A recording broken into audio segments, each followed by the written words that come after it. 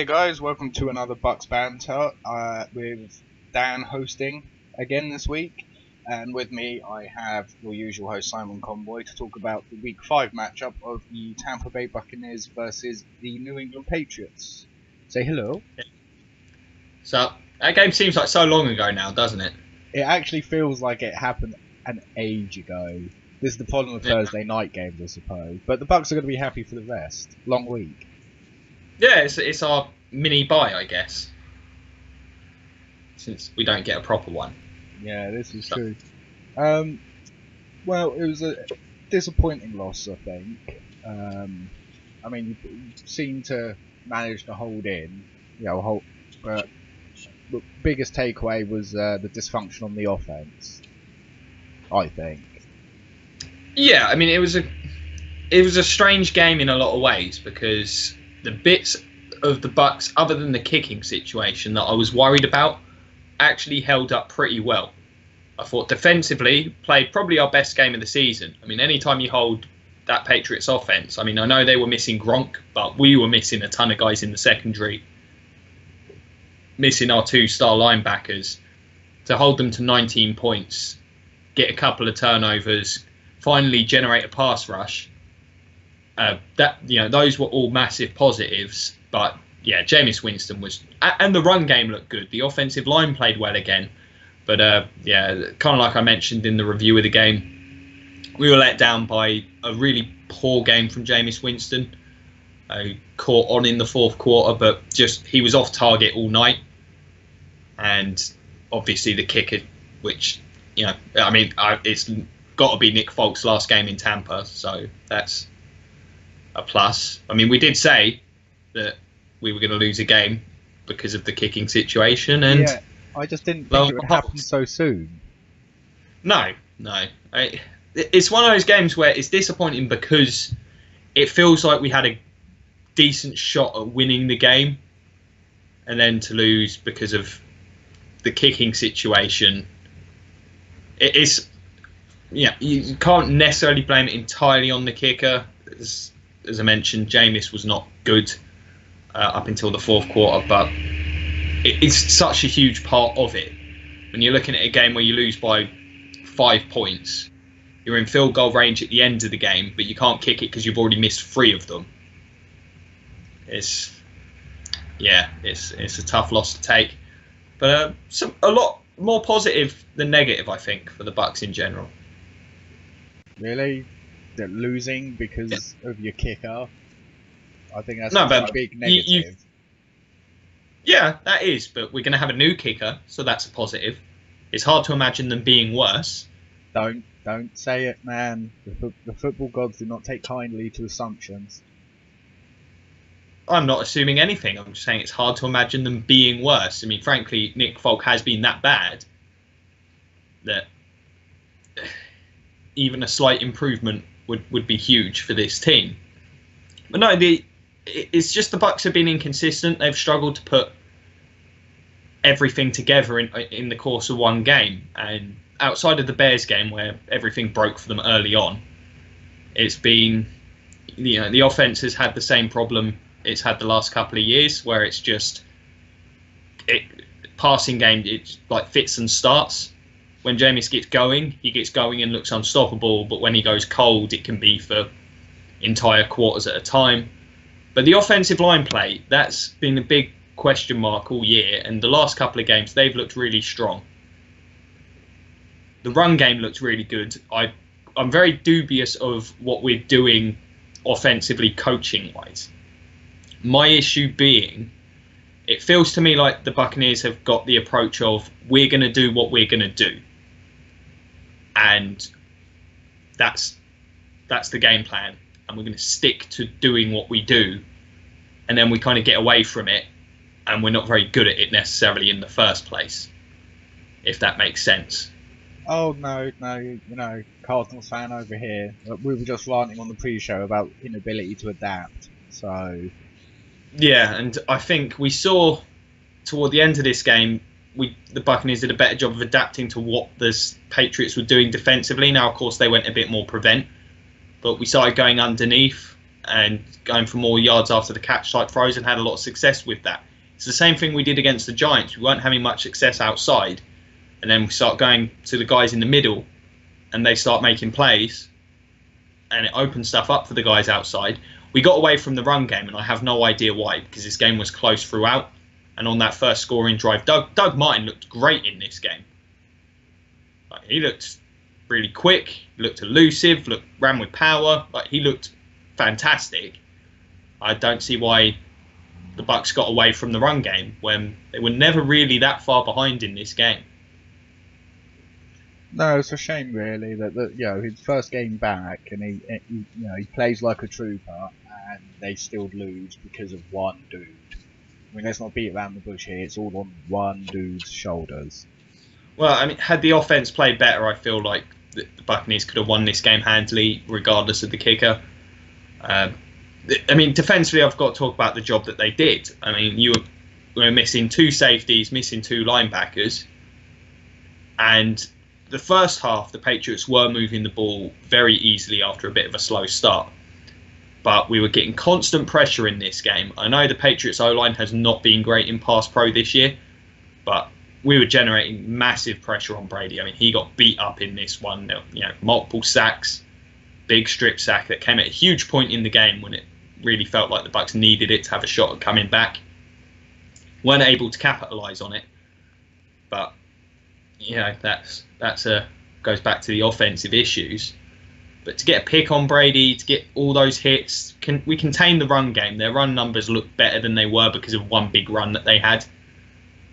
But again, 19 points to the Patriots, and 3 of those came because of an onside kick.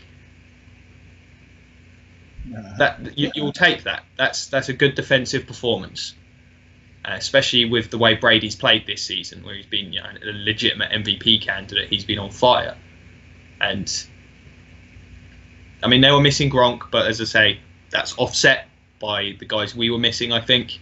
Kind of balances out. I expect the Bucs defense to be a lot better over the next few weeks. This looked to me like that kind of breakout performance where the issue had been the defensive line wasn't playing particularly well outside of Gerald McCoy. But that's 2 weeks in a row they've played better. They should have Quan Alexander and Levante David back next week.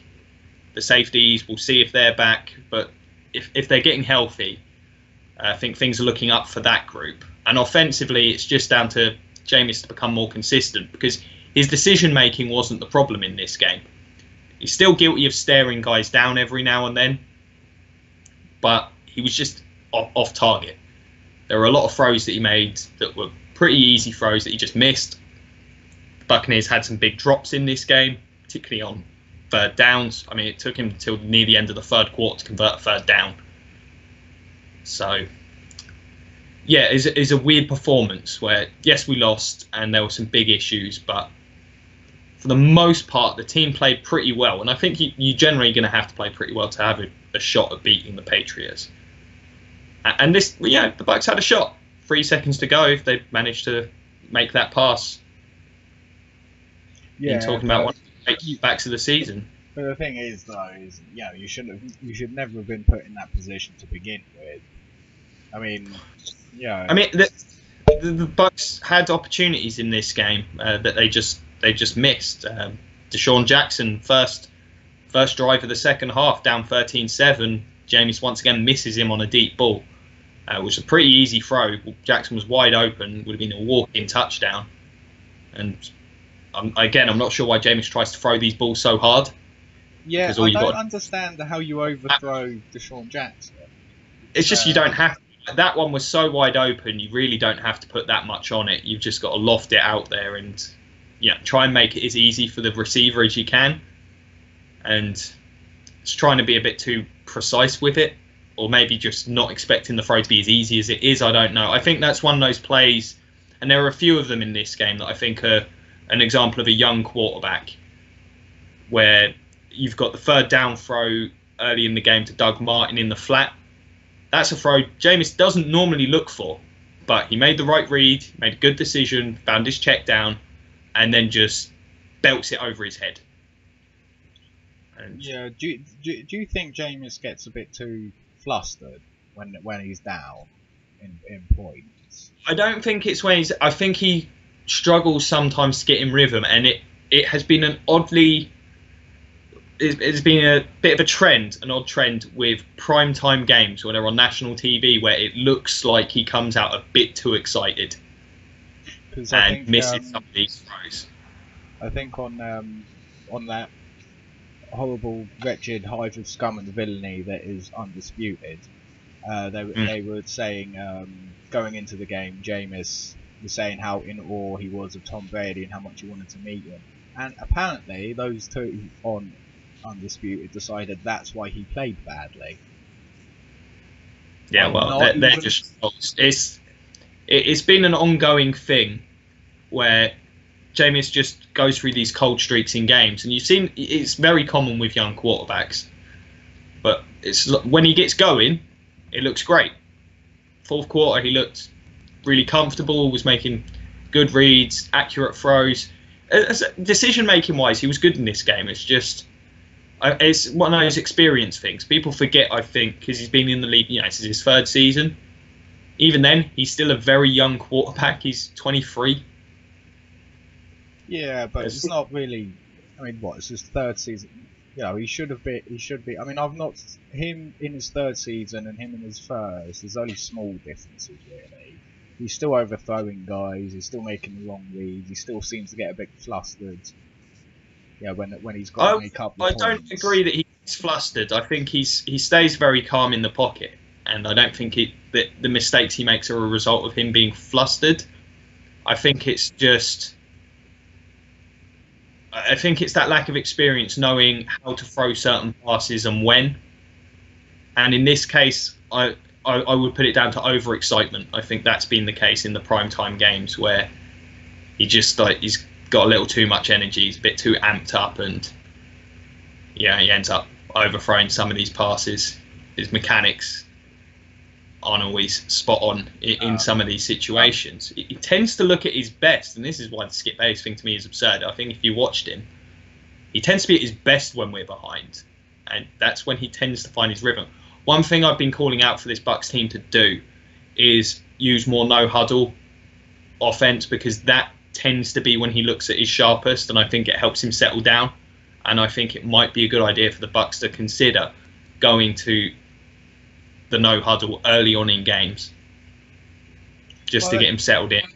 Well, this is something I believe you've said before about James, even last season and the season before. It's to capitalise on his ability to run the no huddle offense, because he does seem very successful out with it. He does. The whole offense just looks better when we're in it. I'm not sure why it's. I get he's a young guy and maybe they don't necessarily trust him to execute it perfectly, but I just think this offense, there's so many times watching these games where we just go stale for large chunks of time. It happened against the Giants, it happened against the Vikings, happened again this week, where it's just, I think you just need a spark, and sometimes it can just be like a couple of decent, conversions, just getting a few first downs, because when you're going 3 and out all the time, it's difficult to get a rhythm, because you're on the field for about a minute, and then when you're playing the Patriots and they're playing ball control like they do, you're then sat off the field for about 6 minutes. You come back out, you throw another 2 passes and have a duff run play, and I think that it makes it difficult. Yeah, but I think it's also a useful tool for. I mean, obviously the Patriots' defense is it's a thing. Not sure how to really describe it. They made some intelligent adjustments for this game that paid off. I'm less convinced that they played great. They played fine. There was only a couple of big busts in this game. One of them could have been that Deshaun touchdown, but the Buccaneers missed that opportunity. But they went to a far more basic, safe defense, and they played a lot better as a result. Well, this is the other criticism I believe I've heard as well from, again, that wretched hive of scum and villainy. Was the Tampa defense, they gave Brady the same look all game, like non-stop. Same thing all game, didn't vary it up, threw in 1 or 2 blitzes, but generally speaking. Your take? Yeah. That's what this Buccaneers defence is. I mean, the Patriots defence did the same thing. It's amazing how similar the game plans for these defences was in this game, and you'd say both defences did their job. Do you not I think a little bit of a liability though, always lining up and saying kind of, well, it's not really Tampa 2, but close ads against it's Brady more of all people. It's a zone defense, but I think you'd have to say it worked in this game. I don't think you can criticise the game plan in this one. We decided we were going to take away the deep ball in this game, which Brady's been very effective on this year, and we were successful in doing it. Again, if you hold the Patriots to 19 points, get 2 turnovers, generating good pressure, that scheme works if the pressure's there, and the pressure was there. And of course, the best way to play Tom Brady is to pressure him, as many teams have discovered. And that's just the Buccaneers' defense. There's a lot of defenses that play that way. It's down to whether you can execute it. I mean, this is what the Bucs did when they had that. Obviously, I'm not comparing them to the great Bucs defenses of the early 2000s, but that's what they did. That Buccaneers team just sat in zones all day long. Maybe blitzed, maybe 2-3 times a game. If you can execute it, it's a fine strategy. Plus, you've got to also bear in mind that they're playing a rookie and 2 backups at linebacker in this game. And they've got Chris Conte and a rookie at safety. I don't think you want to have a complicated scheme going up against Tom Brady. No, one misstep and you're paying for it with a touchdown. I mean, you're talking about in that defence, you've got Chris Conte with starting experience in the middle of the field. Between the rest of them, you've not even got a season's worth of games started. Oh, wow. Between the other guys. Yeah, because you've got a rookie. This was Justin Evans' first start. Kendall Beckwith, he's been starting for us, but he's a rookie. And the other 2 guys at linebacker, they play quite well, but they are just, they're just guys. Cameron Lynch and... is it Devontae Bond, I think. You've never even heard of these people, have you? No, I mean, if you're struggling to remember who they are, I can safely say I have no idea. Well, when you're looking at your 4th and 5th linebacker. Well, obviously... I understand the criticism in theory, but sometimes I think you have to look at the results and consider the overall picture. And, defensively, the Buccaneers played well. That game plan worked. They just... Hey, as I said, this case... Also, I've always said this, you don't blitz Tom Brady. It's a bad idea. Well, as I said, this was mentioned on Undisputed. Anyone who knows anything about football really hates that program. The thing I think most of when I think of Tom Brady, in terms of beating up on one team, is the Steelers. When they had Dick LeBeau, when the Steelers, were the best defensive, between them and the Ravens back in those glory years, 6-7 years ago.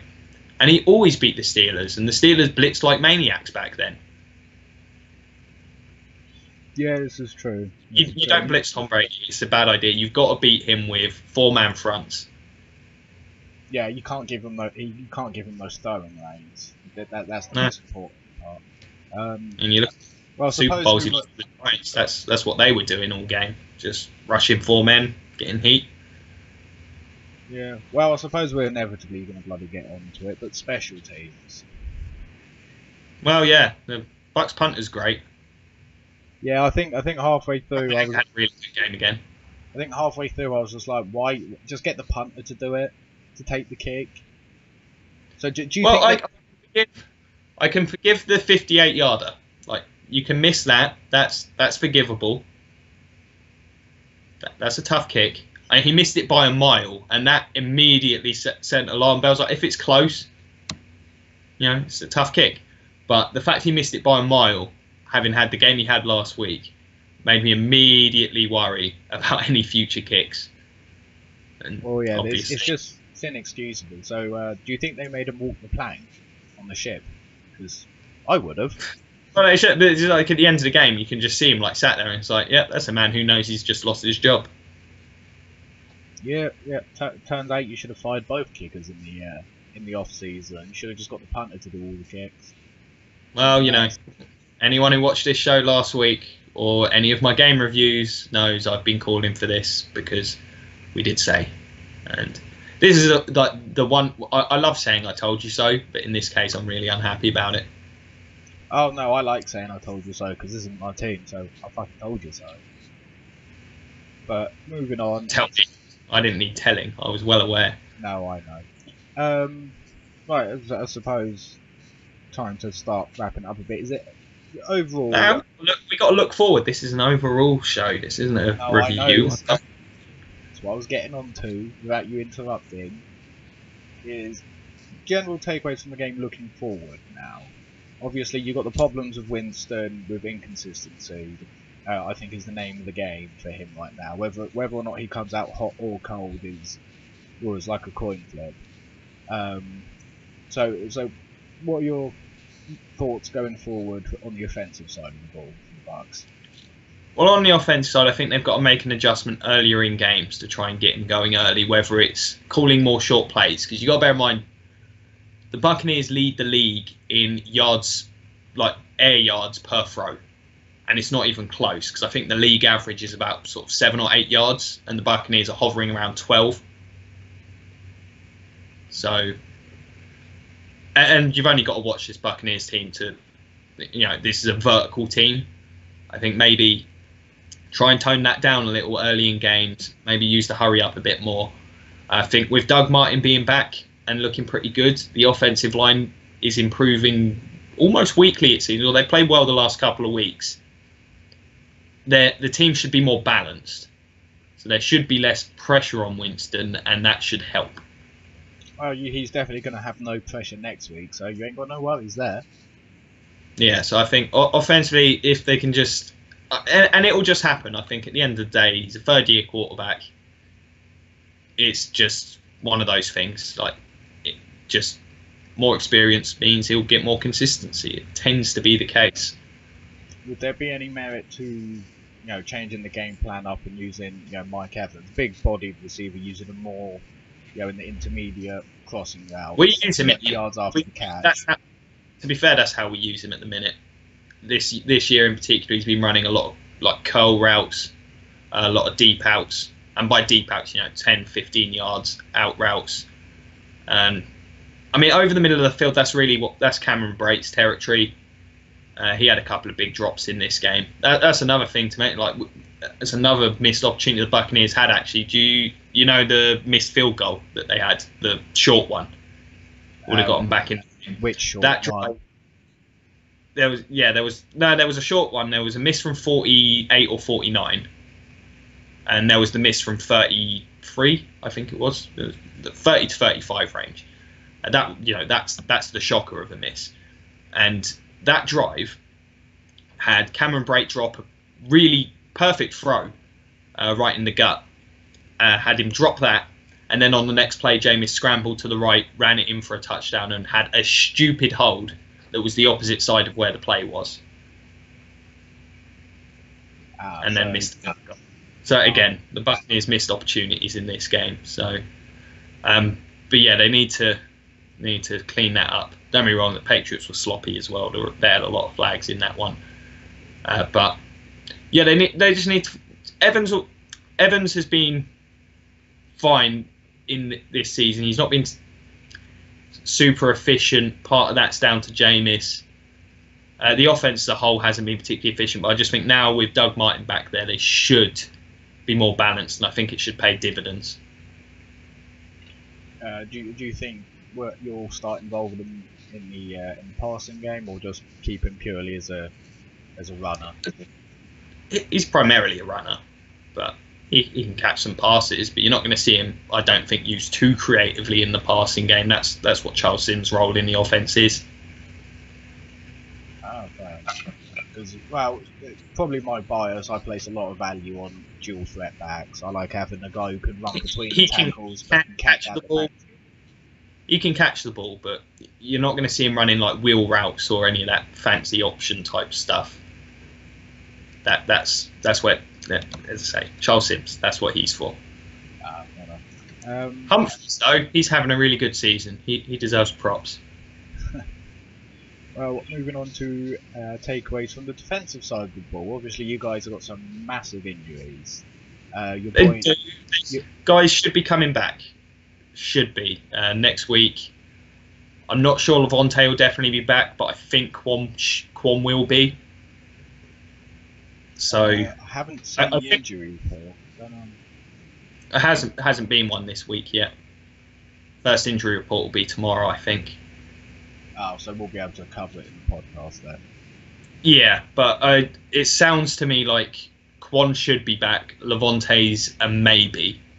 I wouldn't be surprised considering the Cardinals haven't been particularly good if they sit in for another week.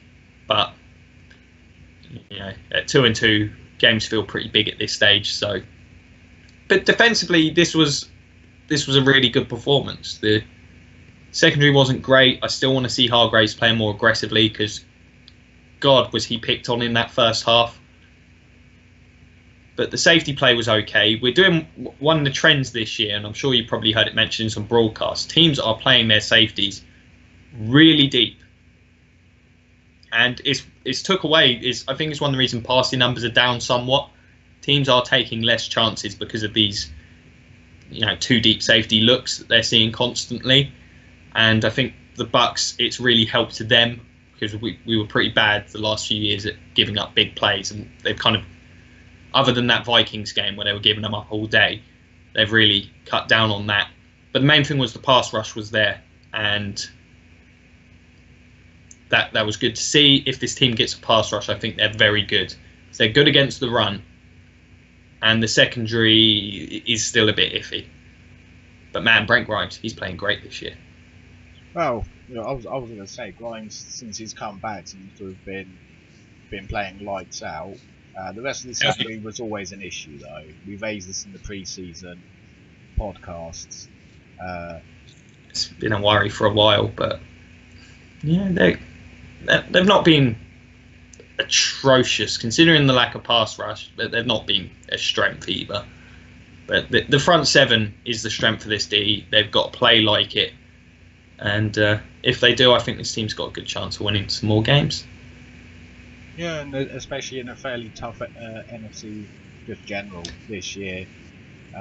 You've got some tough games coming up, haven't you? Well, I mean, we do because the division looks good, and that just makes the whole schedule look significantly harder. And we haven't played any of the games in the division yet, so clearly that's going to probably be the biggest thing that impacts all of these NFC South teams' season. It's easy to say, but in the case of a division where it does feel like all four teams can beat each other on any given week, it feels pretty significant. I feel like the schedule, the next couple of weeks, I think the Buccaneers have to look at both of these games as very winnable. The Cardinals, you know as well as anyone, as a Cardinals fan, have not been good this year. No, we have not. And if you've got that much pressure on Brady, I think Palmer is going to die soon. Yeah, I mean, it just feels like that's a game that if you're going to be a playoff team, you should have at this point in time. And feels like that without David Johnson, the wheels have kind of fell off a little bit. The Marcus Golden injury, I don't know how much pass rush the Cardinals' defense is going to be able to get.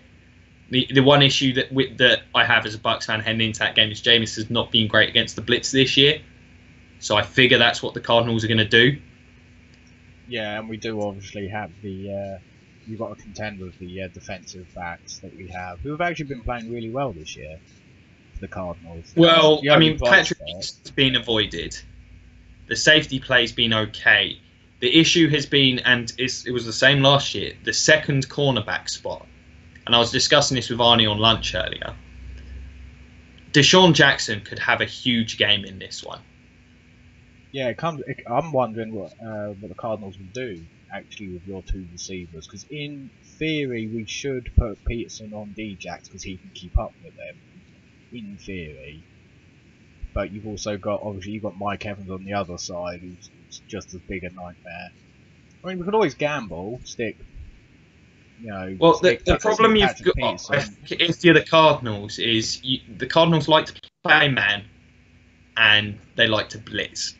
And if Jameis can read it, this Buccaneers team can punish you for that because they've got a lot of guys. Yeah, Cam Brate there, OJ Howard, Humphreys, Evans, Djax. That's a lot of guys to try and cover one-on-one. True, but So, I suppose we could always gamble and hope that he overthrows Djax as he's kept doing this year. what do you mean we? You? Me? Yeah, obviously. No, you want to overthrow Djax because that means there's no one else there. But, I mean, obviously you want to hit him, but if you're going to miss him over the top. But I feel like as long as the Buccaneers play a clean game, they should win this weekend. And I'd feel the same way playing Buffalo the following week, because Buffalo I really respect what Buffalo have done this year, but that's a team that doesn't have many points in it. No, And I just have to feel, especially with the way the Bucs play defense, I think that's a really bad matchup for the Bills, because the Bills just cannot take advantage of the Buccaneers secondary. That, again, if the Buccaneers can play clean football for the next 2 weeks, I think they probably pick up 2 wins. Yeah, more than likely. Right, any final takeaways before we fully wrap this up? We're at the 30-minute mark now, so anything looking forward? Yeah. Looking forward, I think the NFC South is fascinating this year. That's the key to this. Cam Newton's looked great the last couple of weeks, so that's a big concern moving forward for the rest of this division. Because if he's playing at that level, then the Panthers are a legitimate threat to win the division. The Falcons, I'm still not sold on, because they've been offensively, they're not as dominant as they were last year, which is to be expected. And the Saints, I'm still not sure who they are yet. I think this division's definitely going to be, I think, possibly top to bottom, the most interesting to follow. Yeah, I think you're the only person on Cover Zero whose team actually has a legitimate playoff chance now. The Titans still have a legit playoff chance. Shut up. That division is trash. We're gonna get onto that in another 15 minutes after this with Arno. That division's really bad. But yeah, no, I'm still, like, it was so disappointing. Like on Friday, after that game, I was pretty disappointed for the whole weekend. You can probably see like how despondent I am in the review video. But there were a lot of positives, especially rewatching the game. One of the key things I have mentioned all year is the guys around Gerald stepping up on the defensive line, and that's happened in the last. Well, it definitely happened in that game, and there were moments against the Giants. It wasn't great, but if that can continue and this team can get healthy at backer, I still feel like they're as well-rounded a team as there is in the NFC South. It's just that consistency is not there, and it's still a young team. So you hope that will just continue to come along. But in Jameis' arm, I suppose that's where this team's going to go. So he just needs to iron out some of those flaws, get a bit more consistency, and if he does, then I think this is a legit playoff team.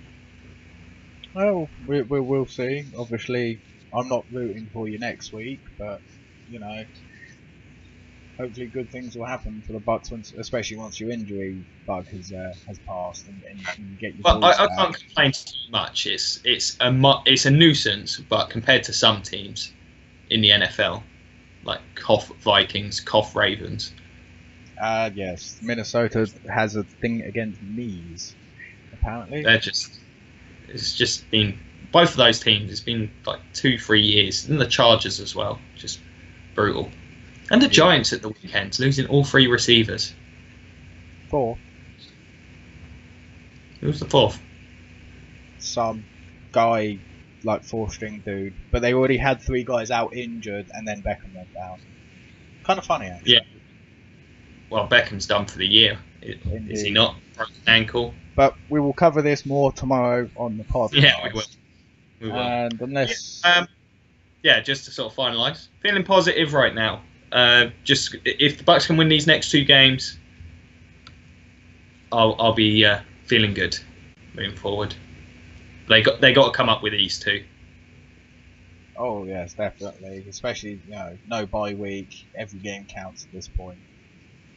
And that big slate of divisional games still coming up. Not one divisional game played so far in that division. Nope. So barring chat randomly giving me a question at the end here, that's pretty much going to wrap this up, guys. So I'll thank our host, normal host, Conboy, for joining us for this. And It's good talking Bucs. Always is for you. And obviously, like, comment, and subscribe on this video. Help it share around a bit on the interwebs. Yeah. Check out the roundtable tomorrow. That's our best episode usually. Indeed. Although I've just been informed by, funnily enough, Arnie in the chat saying you guys have actually signed a kicker. Yay! He just said signed a kicker though. He doesn't specify who. We should sign like 6 and have them have a kicking battle to the death. Patrick Murray. He used to be our punter, didn't he? Now that gives credence to what I said. You should get a punter to do it. Okay. Well, there you go. Good punter. Got some breaking news at the end of this. Bucs have officially signed Patrick Murray as your kicker, by the looks of it. I have to double check this, obviously. But yeah, I totally interrupted my We'll discuss it tomorrow. Indeed. So yeah, guys, like, comment, subscribe, all that good stuff. And I'll see you again in 15 minutes or so for the Titan report. And we'll see you tomorrow for the podcast as well. Indeed. Have a good one, guys. Go Bucs.